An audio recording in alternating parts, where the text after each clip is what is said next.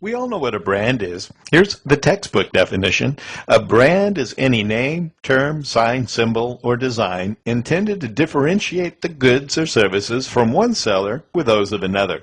Some of the top global brands are Coca-Cola, Sony, Mercedes-Benz, Disney, Nestle, Toyota, McDonald's, Microsoft, Pepsi-Cola. Sergio Zyman is the former chief marketing officer for the Coca-Cola Company, and he says the whole reason for creating a brand is to get consumers to identify a number of desirable qualities and traits with your specific product. And what he's saying is a brander's goal is to create a relationship with your customer so their life feels more complete because you're in it. And I love this quote from a Chicago mutual fund manager. He says, Harley-Davidson is maybe the best brand name in the United States.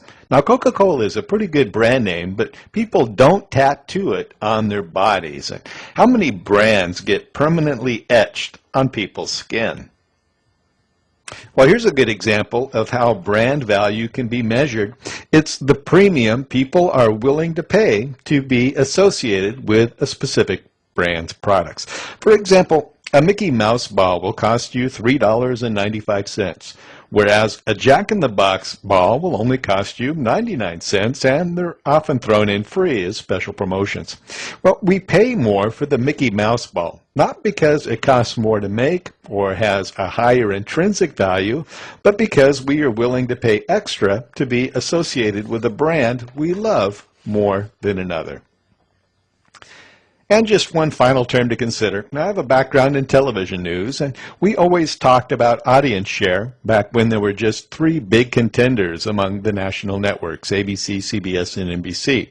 And how the pie was divided between those three was considered our market share. And the concept applies to other competitors within a given product or service category and simply answers the question, how big is your piece of the pie? So here's a quick summary of some key marketing concepts. There's the marketing mix, including the facets of price, product, place, and promotion. And the 4 C's of consumer-side marketing, which are cost, customer value, convenience, and communication. Important to consider as you find your way in the 21st century marketplace. And positioning and targeting, answering the fundamental questions of what you have to offer and just who you're offering it to. And value proposition, or the benefits of what you have to offer.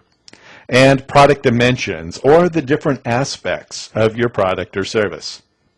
And the demographic segments you may specify in your market campaign, especially the 3 key segments of age, gender, and income.